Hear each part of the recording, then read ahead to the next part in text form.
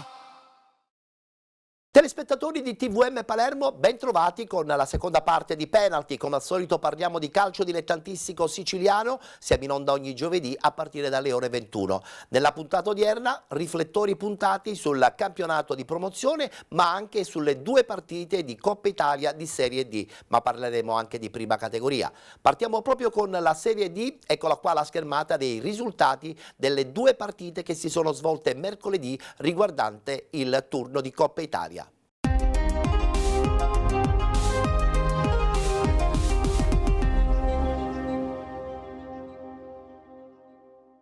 Subito il turno di Coppa per l'Enna di Mister Passiatore, che dopo il pareggio casalingo contro il Messina oggi affronta una San Cataldese che viene anch'essa da un pareggio contro la Cireale. La gradinata oggi è aperta agli studenti dell'istituto De Amicis, questa la bella iniziativa da parte della società dell'Enna Calcio. Inizia la partita con l'Enna in possesso di palla, lancio lungo subito a cercare Camarà, che non riesce però a impensierire la retroguardia avversaria. Ci prova dunque la San Cataldese a inizio partita. Cross dentro l'area di rigore che viene deviato in angolo dall'ottimo intervento di Occhiuto. Al decimo del primo tempo però passa la San Cataldese, qui azione personale, cross dentro l'area di rigore dove arriva puntualissimo Taormina, schiaccia così il pallone e porta avanti la formazione ospite. Lenna prova a reagire, lancio lungo a cercare l'inserimento di Camarà, il controllo però non è dei più felici e allora la Cagnina in uscita riesce a bloccare il pallone. Ci prova anche Pedicone, dopo un ottimo dribbling, innesca la mantia, pescato però in posizione di offside. Prova Lenna a fare male in qualche modo alla San Cataldese, altro cross dentro l'area di rigore, anticipato Camarà proprio sul più bello. Proprio Camarà si rende protagonista della palla che manda in porta Bamba, ci pensa un po' troppo prima di tirare, Allora viene fermato in questo modo il numero 10 dell'Enna. Palleggia e prova a cercare la soluzione del pareggio. L'Enna ancora Pedicone a lanciare nuovamente Camarà, fermato sempre dalla retroguardia avversaria, e sempre il numero 11 a provare a rendersi pericoloso. In questo caso la Cagnina riesce a bloccare senza troppi problemi. Finisce così il primo tempo con la San Cataldese in vantaggio per 1-0. Il secondo tempo si apre con la grande occasione per Occhiuto, che da pochi passi non riesce a trovare la porta. L'altra grande occasione però ce l'ha Bamba, sulla sua testa piove il passaggio che sarebbe valso poi il gol del pareggio. Non riesce a inquadrare la porta da ottima posizione il numero 10. Ci prova anche la San Cataldese su punizione, il pallone finisce a lato. La conclusione poi di Dadic, il capitano dell'Enna, finisce ampiamente sopra la traversa e non consente all'Enna di pareggiare. Al minuto numero 36 del secondo tempo però la San Cataldese raddoppia grazie al destro al volo di Zuin, che batte in questa maniera l'Oliva e raddoppia per la formazione ospite. Formazione ospite avrebbe anche l'occasione di trovare il 3-0, ma da buona posizione non riesce a inquadrare la porta. Finisce così Enna contro San Cataldese 0-2. Vincono gli ospiti, che vanno al prossimo turno di Coppa. Fine partita una bellissima immagine con le due tifoserie gemellate a cantare insieme, abbracciate.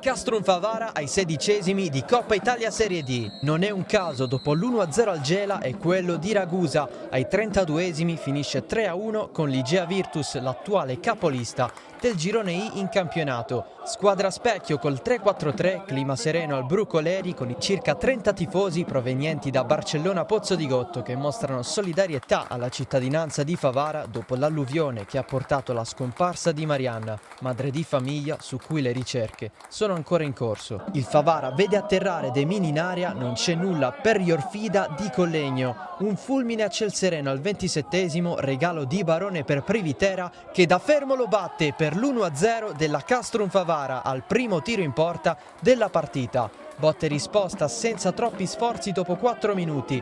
Palme trova Ferrara, grande controllo per l'1-1 all'angolino. Al 31esimo il pareggio dell'Igea grazie al prodotto del settore giovanile del Sassuolo. Prova di rimonta con il piazzato fuori di Dimino e la botta di João Pedro respinta da Gerlero. Nel secondo tempo altro contatto reclamato dal Favara, poi l'episodio curioso in cui l'arbitro estrae per sbaglio il rosso a João Pedro, tutto corretto con la munizione. La punizione di Kosovan è centrale, prende campo il Favara, Kosovan per Leone, tira al volo lisciato, si ritrova circondato anche da 3 avversari. L'Igea subisce ma ha l'occasionissima per prendersi la partita, con Di Paola portiere superato, Vaccaro sulla linea è decisivo. Il Favara non ci sta, entra Frangiamone, sua la pennellata perfetta per la testa di Nacho Varela. Decise il primo turno a Ragusa, qui riporta avanti il Favara al 60esimo. Frangiamone si vuole prendere anche il gol dopo l'assist, ma non le indirizza bene di testa. In aria il tocco di mano di Mirashi e col braccio attaccato al corpo. Occhio a Ferrara dall'altro lato che sfiora la doppietta personale. I cambi fanno ancora la differenza per il Favara. Piazza in verticale per Kosovan, rientro e 3-1 all'80esimo. Favara che non segnava 3 gol in una partita ufficiale dal 3 novembre 2024, quasi un anno fa. Spazio pure per il possibile poker con De Min a lato. Al successo contribuisce anche Gerlero con una chiusura su Cardinale. Vola ai 16esimi dunque la Castrum Favara, ci sarà la San Cataldese. Primo successo su questa panchina per Nicolò Terranova a riscattare le ultime 3 di campionato, in cui ci sono stati 2 KO e un pari. Nel weekend trasferta a Torre Annunziata con il Savoia. Per l'Igea ci sarà il Sambiase in casa. E dopo le 2 partite di Coppa Italia del campionato di Serie D, adesso iniziamo subito a parlare del campionato di promozione e lo facciamo con il Girone A.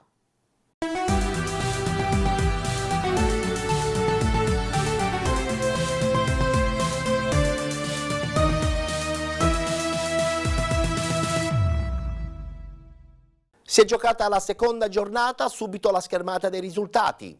Atletico Partinico batte Camporeale Calcio 3-0, Alcom 1928 batte Valderice Calcio 1-0, Aragona Calcio batte Città di Castellana 5-0, Città di Marineo Calcio batte Casteltermini 2-0, vince anche il Gemini 2-0 contro l'Aspra. Margheritese batte Fulgatore 2-1, pareggio tra Salemi e Terrasini Mundi ed infine Mazzara 1946 che vince fuori casa 2-1 contro lo Sport Palermo. In classifica dopo 2 giornate abbiamo 3 squadre al primo posto. Atletico Partinico, Gemini Calcio, Mazzara 1946 con 6 punti, con 4 Aragona Calcio, Margheritese. Con 3 punti Casteltermini, Sport Palermo, Città di Marineo Calcio, Fulgatore ed Alcamo 1928. Con 2 punti il Terasini Mundi, con 1 punto Valderice Calcio e Salemi. Chiudono con 0 punti Aspra, Camporeale Calcio e Città di Casteldaccia.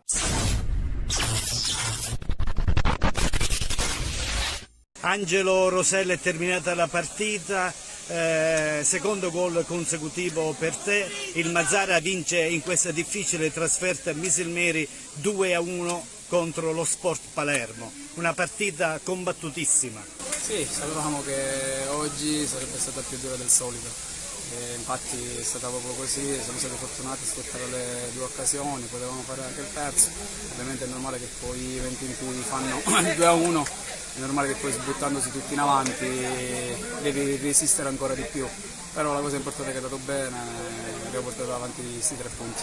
Avete giocato contro una squadra davvero tosta che nel secondo tempo vi ha concesso solo delle ripartenze e per poco non facevate anche la terza rete, ma avete rischiato. Sì, lo Sporting sapevamo che era una buonissima squadra, anche perché rispetto all'anno scorso si è rinforzata, quindi già sapevamo che comunque avevamo degli elementi importanti e quindi sapevamo benissimo che era una partita molto importante, dove dovevamo mettere tutto, l'abbiamo fatto e è andata pure bene.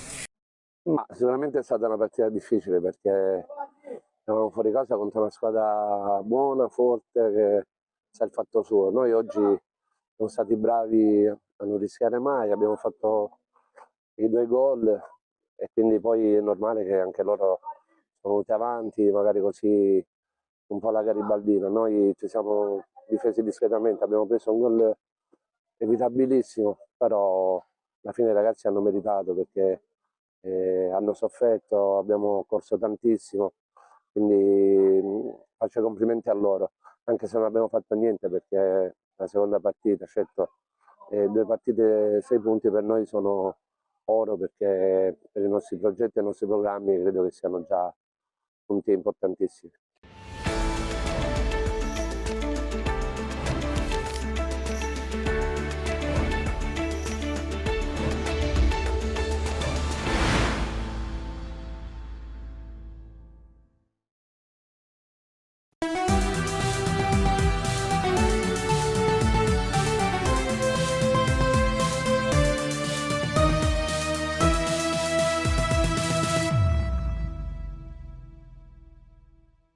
Anche qui seconda giornata, subito i risultati di domenica. Città di Villafranca batte Gangi 1-0, Monforte San Giorgio batte Comprensorio del Tindari 2-0, pareggio tra Nuova Rinascita ed Orlandina Calcio 1-1 il risultato finale, così come Città di Galati e Lascari Cefalù.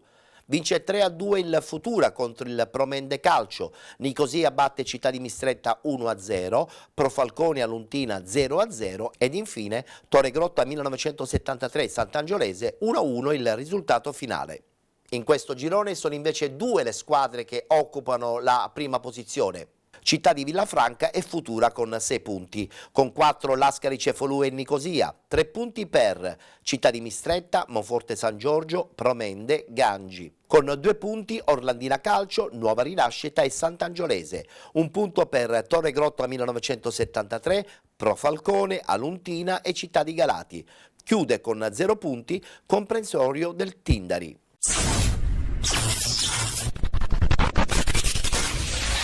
In attesa di tornare sul proprio terreno di gioco, attualmente in fase di restyling, il Torre Grotta del presidente Arizzi trasloca al comunale Salvatore Perdighizzi di Gioiosa Marea. Qui però aleggia ancora il dolore per la recente, immane tragedia che ha colpito la comunità sportiva locale. Il pensiero infatti non può che andare a mister Leo Scaffidi, allenatore in seconda della Polisportiva Gioiosa, tragicamente scomparso qualche giorno fa. Sul piano sportivo i rossoblù di mister Giannicola Giunta cercano il riscatto dopo la sfortunata sconfitta all'esordio sul campo della Promende. Di diverso avviso la Sant'Angiolese, intenzionata a confermare le buone sensazioni mostrate nella prima giornata, chiusa con un pari casalingo contro la nuova rinascita. Formazione del Torre Grotta: Campanella, Rigò, Crisafulli, Leo, Viscuso, Battaglia, Giordano, Bonasera, Isgrò, Morabido, Cannistra. Partiamo allora col film del primo tempo a Gioiosa. 1 minuto, calcio d'angolo di Giordano, la difesa della Sant'Angiolese riesce ad allontanare, lo fa però in maniera non perfetta. Il pallone infatti arriva a Morabido, conclusione di prima intenzione che finisce oltre la traversa. Al 12esimo Peppe Bonasera mette il turbo a sinistra, cambia il versante per Morabido, il destro di Morabido, gran risposta doppia da parte del portiere della Sant'Angiolese, molto bravo, ben fatta. A sinistra il Torre Grotta riesce a sfondare la difesa della Sant'Angiolese, ad allontanare, battaglia in qualche modo per Morabido, conclusione che però diventa centrale, ancora Bonfatta attento. Al 20esimo il lancio di Salvo Leo viene intercettato dalla difesa, carambola sui piedi ancora una volta di Morabido, il destro a giro però sorvola soltanto l'incrocio dei pali. Al 22esimo c'è un cambio, fuori battaglia per infortunio dentro Spadaro. Minuto 25, Isgro recupera il pallone sulla tre quarti offensiva, salta un avversario, anche il secondo, mette la sfera dentro, Cannistra la gira verso la porta ma riesce ancora una volta ben fatta a dire di no. Minuto 30, il Torre Grotta si libera ancora, Isgro in maniera meravigliosa dell'avversario, sprinta Isgro, vede l'inserimento, spalle alla difesa del compagno, arriva poi una conclusione clamorosa, grande chance infatti per Morabido che però davanti al portiere la mette fuori. Al minuto 40 Viscuso lancia Cannistrata, posizione complicata, il suo mancino è oltre la traversa. Finisce così il primo tempo a Gioiosa, 0-0 tra Torre Grotta e Sant'Angiolese. Partiamo col film della ripresa, 55esimo, Bonasera per Morabido, l'assist delle classe 2008 a cambiare il versante per Isgro, il controllo, la sterzata, Isgro 1-0 Torre Grotta, tutto fatto alla perfezione per la formazione torrese. Il cambio di versante di Morabido e poi Isgro col talento a saltare l'avversario e a metterla lì all'incrocio, cambiato il parziale a Gioiosa, avanti rossoblù. Ora di gioco risponde la Sant'Angiolese con Molica che va a duettare col compagno, mette qualcosa a metà in mezzo fra un tiro e un cross, anche in questo caso la mira è da rivedere. Minuto 65, Isgrod sulla destra incontenibile, salta l'avversario, crossa sul secondo palo, a botta sicura la schiacciata di Cannistra tra le braccia di Benfatta. 68esimo, protesta degli ospiti perché su questo calcio di punizione c'è questo braccio che sembra abbastanza largo in barriera, ma l'arbitro dice no, non è calcio di rigore. Finisce la partita di Isgro, inizia quella di Impalà quando siamo al 75esimo. 3 minuti dopo, caos in area di rigore ospite, il Torre Grotta cerca il colpo delle KO, alla fine Spadaro prova col destro, troppo masticato tra le braccia di Benfatta. 80esimo, fuori Morabido tra i migliori dentro Irato. Minuto 83,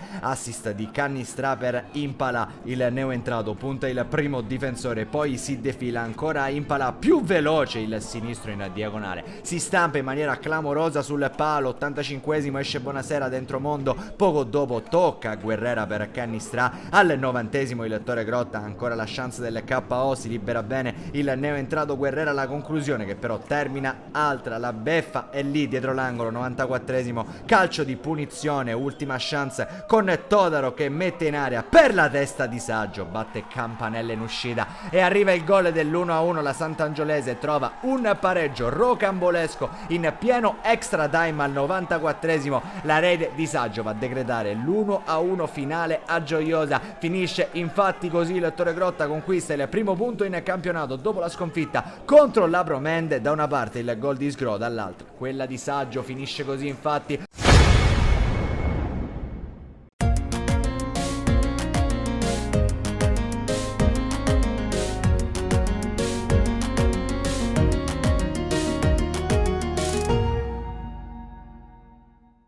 Conferma per Santa Venerina e Ionica FC. Guardiamo i risultati di domenica. Bronte Calcio 2024 Sant'Alessio 1-1. Città di Aci Sant'Antonio che vince fuori casa contro il Santa Domenica Vittoria 5-0. Atletico Catania batte Riviera Nord 1-0. Belpasso 2014 batte Atletico Messina 2-1. Vince il Santa Venerina 3-0 contro il Valdinisi Calcio. Città di Mascali batte Aci Bonaccorsi Calcio 4-0 ed infine Ionica FC batte Città di Mister Bianco 3-0. E come vi avevo già anticipato, primeggiano al primo posto due squadre, Ionica FC e Calcio Santa Venerina. Entrambe al primo posto con 6 punti, con 4 Città di Aci Sant'Antonio, Atletico Catania e Belpasso 2014, con 3 punti Aci Bonaccorsi, Città di Mascali e Valdinisi Calcio, 2 punti per il Bronte Calcio e il Sant'Alessio, con 1 punto il Città di Mister Bianco, con 0 Atletico Messina, Riviera Nord e Santa Domenica Vittoria.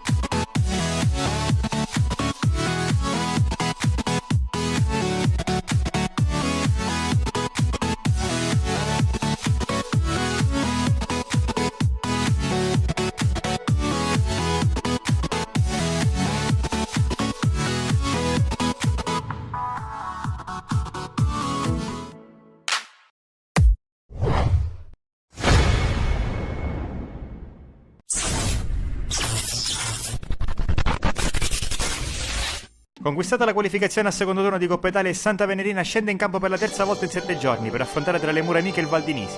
Primo possesso della partita degli ospiti, riposo, cerca Palmieri, anticipato da Zanella, poi Carbonaro, si gira la dà Sinatra. Sinatra in verticale per De Leonardis, posizione regolare di De Leonardis, si presenta in aria De Leonardis, la conclusione, respinge Martinez. Corner per i padroni di casa, lo batte Basile, corto verso Sinatra. Sinatra all'1 contro 1 riesce a crossare, dentro per Spampinato, un'acrobazia fermata da Martinez.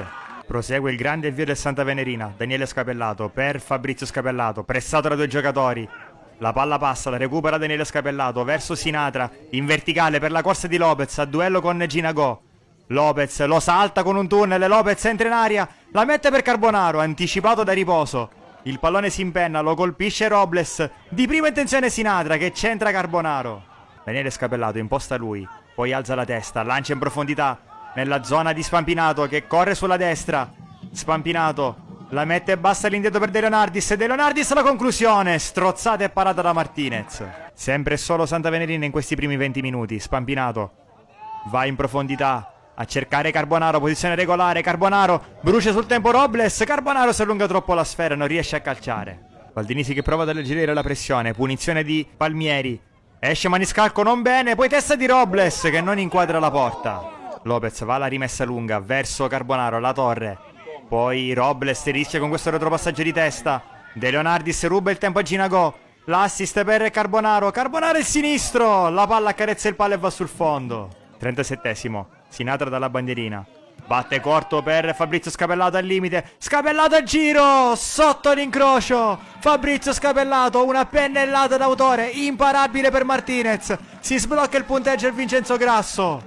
Reazione di nervi immediata degli ospiti, Da Silva, per Aranda, vede il movimento di Tomasello e lo serve, Tomasello, serpentina all'interno dell'area, Tomasello ancora, Tomasello il tiro, sbaglia sul più bello.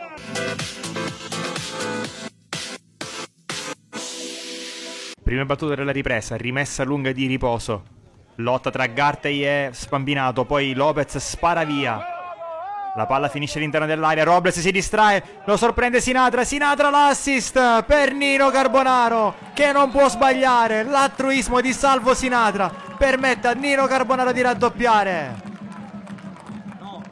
Messinesi colpiti a freddo d'inizio secondo tempo e che cercano di scuotersi. Ginagò scambio con Palmieri, traversone sul secondo palo per Robles che colpisce la traversa, la palla finisce a Palmieri che spreca malamente. Tornano a farsi vedere in attacco i padroni di casa, Sponderi De Leonardis per l'inserimento di Lopez. Lopez allarga a sinistra per Sinatra che può andare all'1 contro 1. Sinatra salta l'avversario, Sinatra con la punta, fermato dall'uscita di Martinez. Riposo cerca l'imbucata, devia De Leonardis, colpo di testa di Lopez, raccoglie Raspaolo. Raspaolo la conclusione, si fa trovare pronto Maniscalco. Primo cambio per mister Calvaruso, fuori De Leonardis, dentro Paradiso. Carbonaro difende palla spalla alla porta, la dà a Basile. Sinatra di prima per Fabrizio Scapellato che può avanzare. Vede l'inserimento di Zanella, lo serve sulla corsa. Zanella la mette bassa per Sinatra il controllo. Sinatra la conclusione, palo esterno. Seconda sostituzione per il rosso giallo-blu, fuori Basile, dentro Calì. Ospiti che provano a riaprire i conti. Aranda allarga a sinistra per Tomasello. Punta Lopez. Finta e controfinta, resiste una carica. Ancora Tomasello, la conclusione. Immobile Maniscalco, palla di un soffio fuori. Ancora cambi per mister Calvaruso che attinge dalla sua panchina. Debutto stagionale per Salvo Cunzolo al posto di Lopez. E dentro anche Vittoria al posto di Fabrizio Scapellato. Minuto 88, Cunzolo scambia con Daniele Scapellato. Poi alza la sfera verso Sinatra che la addomestica per Carbonaro. Carbonaro l'allarga verso Vittorio. Il cross per Paradiso che non riesce a colpire. Poi Gulli. La palla si impenna, Robles di testa, Carbonaro al volo! Nino Carbonaro chiude i conti, 3-0, terza doppietta consecutiva tra Coppa e Campionato per il Bomber in maglia numero 7. La squadra di Frazzica cerca almeno il gol della bandiera nel finale. Rizzo imbuca per l'inserimento di Raspaolo, al centro per Gentile, tocca Cunzolo, ancora Gentile, salva Spampinato e poi Maniscalco in due tempi. Un'altra ottima prestazione, un'altra vittoria, la seconda consecutiva nel torneo, stavolta al cospetto di un avversario fin qui imbattuto come il Valdinisi. Il Santa Venerina convince in questo suo debutto casalingo in campionato, pieno di note positive fra cui spicca la prima porta inviolata della stagione.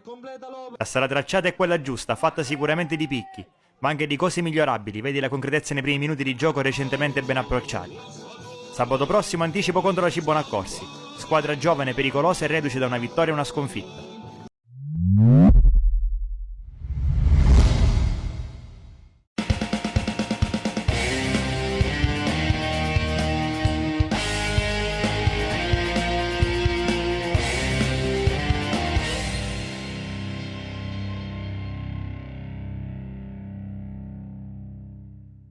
A bocce ferme, mister, adesso bisogna assolutamente parlare anche della partita contro il Città di Mascali e poi parleremo anche del big match di sabato. Sì, no, abbiamo chiaramente fatto una prestazione sotto le nostre possibilità.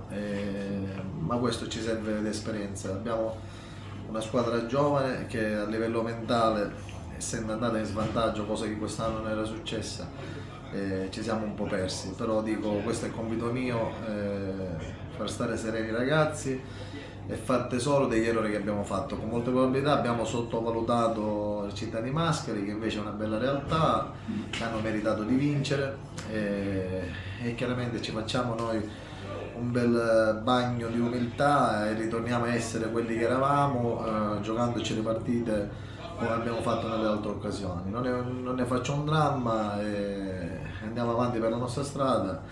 Il nostro obiettivo, già l'abbiamo dichiarato a inizio stagione, è di mantenere la categoria, e se riusciamo a fare qualcosa in più rimane tale. Perciò non era di vitale importanza la partita col Città di Mascoli, non lo sarà sabato con una squadra come Santa Venerina costruita per vincere il campionato, però è chiaro che le partite le dobbiamo giocare tutto allo stesso modo. Era una cosa che pensavo che poteva capitare, speravo di no, però meglio prima, dove uno può porre rimedio, che poi più in là. Ritornando alla partita di sabato, qual è stato l'handicap dal punto di vista tattico-tecnico della partita? Ti potrei dire tante cose, mi limito a dire solo questo, che la Città di Mascali aveva un atteggiamento agonisticamente, una cattiveria superiore alla nostra sulle prime e le seconde palle. Ho cercato di cambiare il sistema di gioco, di cambiare gli uomini in campo, però non è servito a niente, perciò è tutto il collettivo, diciamo, è entrato in una trance agonistica, diciamo, negativa. Perciò loro sono stati bravi, poi sicuramente il risultato è un po' bugiardo perché è stato troppo rotondo, non meritavamo di perdere con quelle proporzioni, però dico, questo ci può dare ancora più forza per cercare di essere più attenti e più che altro disciplinati, perché sì, può andare in svantaggio. Il secondo gol che hanno fatto loro sul calcio di rigore inesistente, lì anche psicologicamente i ragazzi stanno soffrendo anche questa pressione arbitrale, perché anche nelle partite di Coppa Italia purtroppo ci hanno annullato un gol, ce ne hanno dato uno, però non è un alibi, attenzione, Città di Mascali ha meritato nettamente di vincere, ma purtroppo tante volte per coincidenze gli assist li fanno anche i direttori di gara. Ripeto, è stato un collettivo, e io mi assumo le mie responsabilità da mister, perché alla fine del primo tempo stavamo 0-0 e non ho percepito che i ragazzi non potevano cambiare rotta. Io ho cercato di caricarli nel primo tempo, purtroppo questo non è accaduto, e con un po' di anche umiltà e non presunzione che ho avuto, col seno di poi potevo anche difendermi il risultato. Non l'ho voluto fare perché credo in questi ragazzi e so quello che mi possono dare. Adesso voltiamo pagina, sarà una settimana intensa in vista di questo incontro big match contro il Santa Venerina sabato. In che cosa devi lavorare? Ma sicuramente sull'aspetto mentale, noi non dobbiamo avere nessun timore riverenziale del Santa Venerina, sappiamo che è una squadra forte, costruita per vincere, rispettiamo il Santa Venerina come, diciamo, abbiamo rispettato le altre fino a sabato, e invece involontariamente nel nostro inconscio non abbiamo rispettato il Città di Mascali. Pensiamo al prossimo avversario, un avversario che gioca nella nostra categoria, ed è giusto onorare al 100% la maglia e dare il 100%. Poi quello che viene ci prendiamo, io ai ragazzi non metto mai pressione dal punto di vista del risultato, possiamo perdere e vincere con chiunque, però ci sono modi e modi di perdere. Quando arrivi sempre secondo sulle prime, sulle seconde palle e ti manca quella grinta, quella forza, chiaramente non è un discorso, è un discorso di propria attenzione e di superficialità che non ci possiamo permettere, perché noi siamo una squadra, come dico a loro, che unendo le forze del gruppo l'un con l'altro possiamo raggiungere dei traguardi.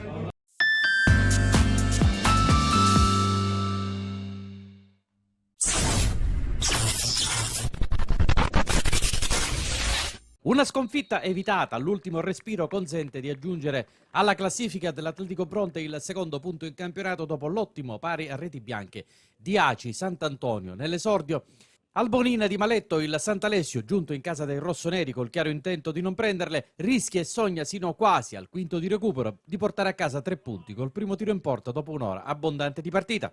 I brontesi, oggi in maglia celeste, mantengono una straordinaria lucidità fino all'extra time e alla fine, loro malgrado, guardano il bicchiere mezzo pieno. Già dal primo tempo sembra scritto il trend della partita. Caruso si destreggia bene, Ciraldo ha sorprese col piattone, da fuori area non sorprende la Fauci che salva in corner con l'aiuto della traversa. Fronte sinistro, Spartà intercetta un lancio dalle retrovie ospiti, Saccullo di sponda, caccia di Ruffino, taglio basso per lui, il Santalesio resiste ancora e con un pizzico di coraggio prova a fare male, cross di De Casale e D'Amico non ci arriva per una frazione di secondo davanti comunque all'attento Citriglia, pronto a sbarrargli la strada. Altre due istantanee nel finale di primo tempo che si chiude a reti bianche. Subito in evidenza il neoentrato Imbrosciano in campo al posto di San Filippo che riceve da Catania da uno centrocampo che giganteggia su tutti i fronti e la fa passare per Saccullo in evidente offside, nonostante le proteste. Quindi è di nuovo il numero 25 di casa, sempre servito da Catania, stavolta a mettersi in proprio e tentarci di sinistro ma senza fortuna. Con questa palla si va al riposo senza vincitori né vinti, con all'orizzonte una ripresa sullo stesso canovaccio del primo tempo. Si ricomincia da D'Aquino al lancio dalla corsia sinistra. Dialogo Sparta-Ruffino sulla tre quarti, Saccullo dall'incarico a quest'ultimo di allargare la giocata servendo Spitaleri, ma il guizzo del numero 10 con la complicità di De Casale e preda di La Fauci che per la terza volta si erge protagonista. Al 22esimo la doccia fredda, punizione lunghissima di D'Angelo, la difesa del Bronte si addormenta, unica falla del sistema nel computo generale del match. De Marco scatta e porta avanti i suoi 0-1. Mezz'ora precisa, complice il lunghissimo recupero che verrà accordato alla fine, a questo punto per tentare di evitare un KO difficilissimo da digerire e così, mentre in campo ci sono Yallov e Saitta, i padroni di casa si gettano all'arma bianca in avanti. Spitaleri da dietro, D'Aquino ancora dalla mancina cerca in verticale Spartà, avanza sempre da quel lato Ruffino che affonda, dribbla, farfaglia e la mette in mezzo Saccullo, anticipato da Scivolone proprio al momento del tiro e resiste lo 0-1 a Maletto. Poi Catania, incaricato da Orefice, decide per il lancio lungo. Nessuna fortuna e nessuno sbocco dalle parti degli attaccanti. Reggono ancora gli arancioni ospiti e lo stesso accade al 35esimo su Yallov, lanciato a rete nella mischia da un suggerimento altissimo di Orefice accompagnato da Spartà e Saccullo al limite. Il pareggio è un film emozionante. Citriglia in dribbling col brivido alleggerisce le velleità di Arias al 94esimo. Orefice la costruisce centralmente dal basso verso Yallov che viene atterrato al momento della partenza. Si prosegue per il vantaggio, scatta in contropiede Spartà che coinvolge a destra Saitta. Il neoentrato è perentorio e deciso nel mandare in porta Matteo Spitaleri. Al 90+4 l'Atletico Bronte stavolta trova la soluzione vincente e realizza un pari che in generale sta stretto, ma è da accogliere come una prova di assoluta determinazione e di nessuna resa incondizionata. Sabato per l'Atletico Bronte, terza giornata e trasferta dai vicini di casa del Santa Domenica Vittoria in odore di ripristino dopo i disastri e i lavori in corso delle prime due giornate. Il pronostico sarà tutt'altro che scontato.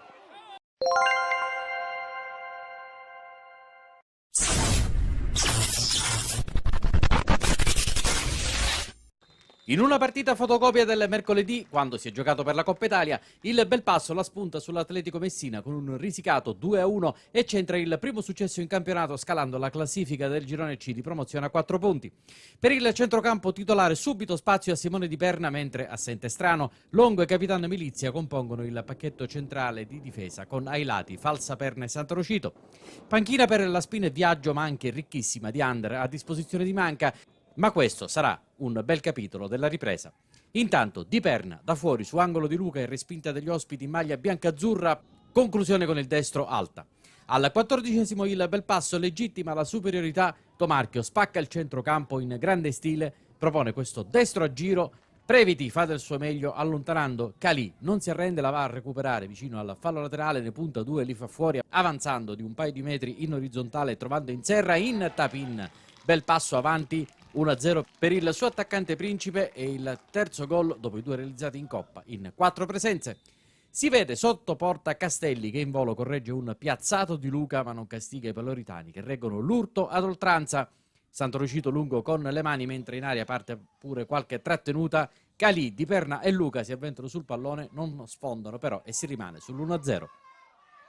Di Moauro dall'altro lato l'unico pericolo ospite di tutto il primo tempo. Un tiro da fuori senza troppe pretese che finisce sul fondo. Al duplice fischio, ultima chance del primo tempo marcata per passo, punizione di Tomarchio in serra, ponteggia per Castelli che la gira alta. Ripresa, c'è subito spazio per Nino Viaggio, partito dalla panchina e si riparte da un altro laterale di Santorocito.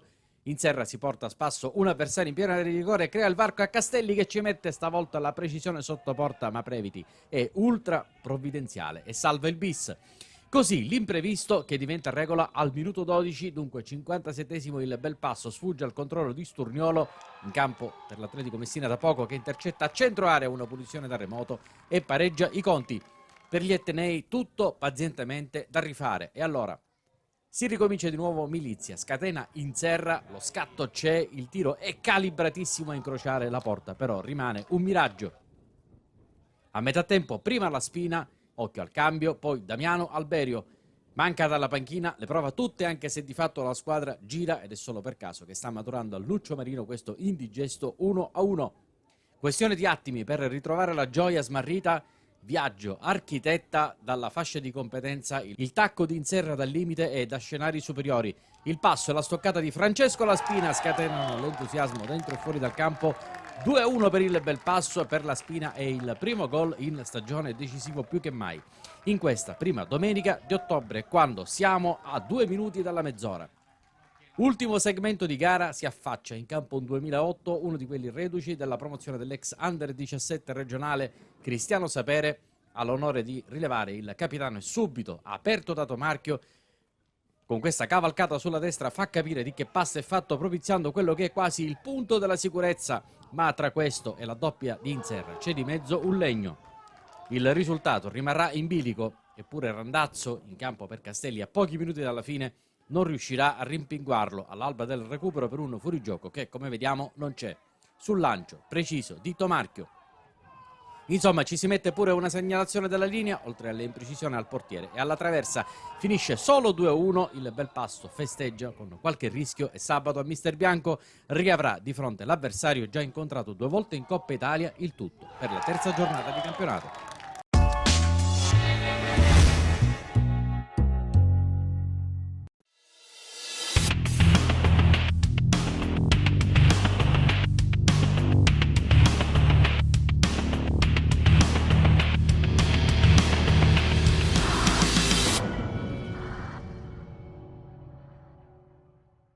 In questo girone invece sono 4 le squadre che sono a punteggio pieno, ma guardiamo i risultati di domenica. Pro Ragusa batte Frigentini 8-0, Gimini Cascordia batte Calat 3-1, pareggio tra Atletico Megara e Sommatinese. Vince fuori casa invece l'Acragas 4-0 contro il Città di Canicattini, 1-1 tra Noto Calcio e Gela. Priolo FC batte Scicli 5-1 ed infine Santa Croce Soccer che vince in casa del Serra di Falco 3-1. Un quartetto dunque al primo posto, eccola qua la classifica. Priolo FC, Acragas, Gimini Cascordia e Santa Croce Soccer con 6 punti, con 3 Pro Ragusa, Città di Canicattini e Serra di Falco.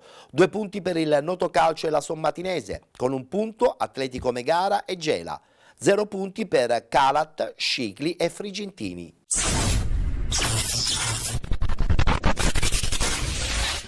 Settimana intensa e ricca di soddisfazioni per l'Acragas del presidente Laporta. Prima la vittoria in extremis in campionato firmata da Tripoli, poi il largo successo in Coppa contro l'Aragona che è valso il pass per il turno successivo.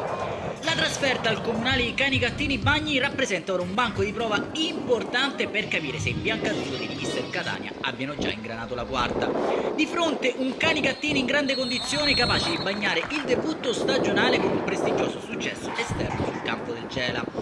Prima dell'inizio della gara ho osservato 1 minuto di silenzio per la prematura di partita di Giovanni Cerruto, ex portiere giallorosso. Dirige l'incontro il signor Davide Quattrotto dell'Azione Messina, poi arrivato a Iannazzo, Cesce di Palermo. Passiamo a raccontarvi il film di questa sfida al 12esimo. Ferraguto dalla destra si accentra e calcia non inquadrando lo specchio della porta. Al quarto d'ora la prima occasione passa l'Acragas, rimessa laterale lunga che arriva a Tripoli, imbucata per Te Lopez che manda in rete col piattone per l'immediato vantaggio del gigante. Al giro di Boe la prima frazione di gioco, cross dalla destra, messo dentro per Tripoli che di testa prolunga per Te Lopez, trova un miracolo di Martinez a negare la gioia della doppietta, un volo plastico all'incrocio dei pali dell'estremo difensore del Canicattini. Un minuto dopo l'ora di gioco, tentativo sterile di Giama, spara senza problemi Martinez. Minuto 37, gran destro dalla distanza invece di Ferraguto che spacca in pieno. La trasversale dei pali era immobile, sta un difensore dell'Agragas che dall'altro lato raddoppia, lancio in profondità di Cipolla per Tripoli che anticipa Martinez, mandando in rete poco prima del duplice fischio. Città di Canicattini 0, Agragas 2, squadre guadagnano così. La via degli spogliatoi inizia con un cambio, la ripresa dentro Camilleri in luogo di Rizzo, 4 minuti al rientro in campo delle due formazioni, il corner telecomandato di Yama per Erbini che calcia centrando la traversa, il secondo legno di giornata, sempre la stessa, che era stata centrata però dagli avversari nella prima frazione. Dentro Scribani, fuori Erbini, intanto 4 minuti dopo l'ora di gioco Marchica apre a sinistra per Camilleri, mette dentro per Del Lopez, questa volta deve solo spingere in rete e c'è la doppietta del puntero di mister Catania. Fuori intanto Tripoli, dentro Gambino, 10 minuti al termine, punizione di Giama proprio per l'entrato Gambino che mette dentro la sfera per Noto che colpisce di testa trovando ancora un attento Martinez. Nel finale scampoli di gara anche per Nobile in luogo di Tavella, c'è un'occasione per il Canicattini, Greco sfonda sulla destra, mette dentro la sfera per Ferraguto che calcia botta sicura trovando la respinta però da parte di Cagnina. All'83esimo punizione messa sul secondo palo dove arriva con un treno San Filippo che manda clamorosamente alto. Nel finale spazio anche a Messina per Marchica, 3 minuti dal termine ai regolamentari. Gambino apre a sinistra per Scribani che mette dentro per lo stesso Gambino, calcia trovando la respinta di Martinez, si avventa allora sulla sfera Del Lopez che si porterà a casa il pallone, a trick dell'attaccante e 4-0 dell'Agragas sul campo del Canicattini. Un saluto allora amici appassionati, appuntamento come al solito alla prossima.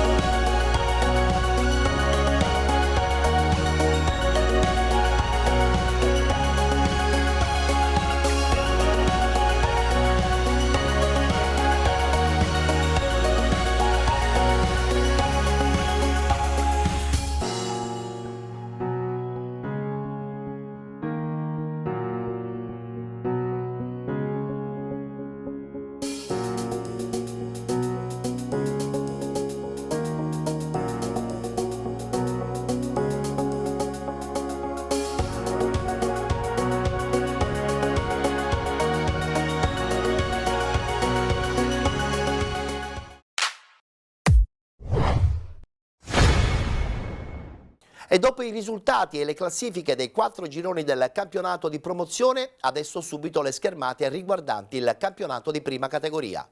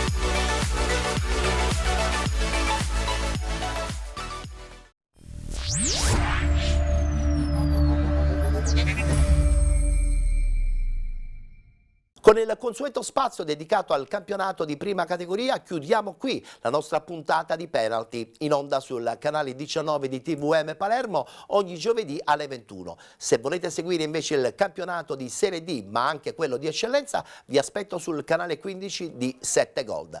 Mentre appunto per parlare di promozioni di prima categoria ci vediamo tra 7 giorni, il giovedì alle 21 sul canale 19 di TVM Palermo. Grazie per essere stati con noi.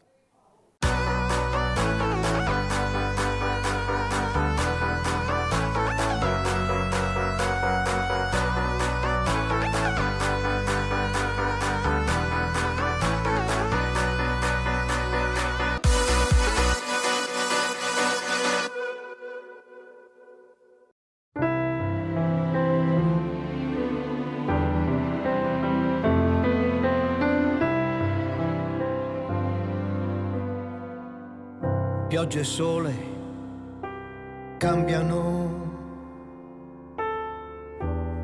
la faccia alle persone, fanno il diavolo a quattro nel cuore e passano e tornano e non la smettono mai, sempre per sempre tu. Ricordati, dovunque sei, se mi cercherai, sempre per sempre, dalla stessa parte mi troverai.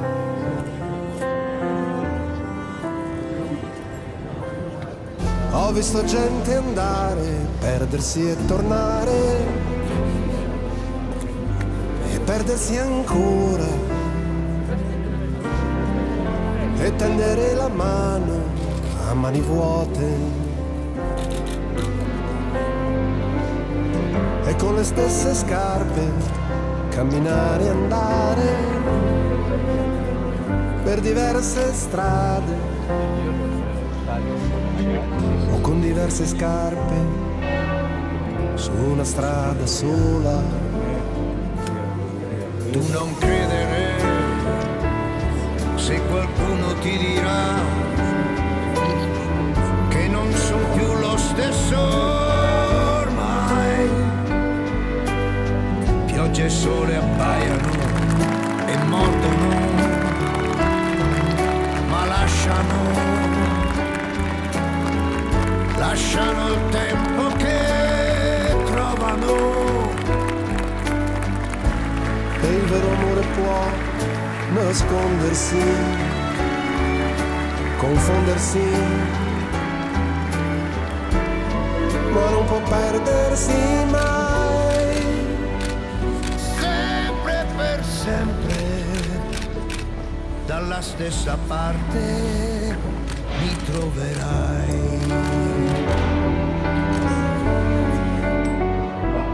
sempre per sempre dalla stessa parte. Siamo negli spogliatoi dell'Olimpico dopo Roma-Juventus, una partita che oltre a vedere la vittoria di Juventus ha messo in mostra un ottimo Anastasi. Anastasi, lei davanti al pubblico romano fa sempre delle grandi partite, come lo spiega? Mi porterà bene, non lo so. Comunque il primo gol che ho fatto l'ho fatto proprio a Roma in Coppa Italia contro il Foggia. Insomma, quest'oggi mi sentivo bene, abbiamo vinto, ho fatto un gol.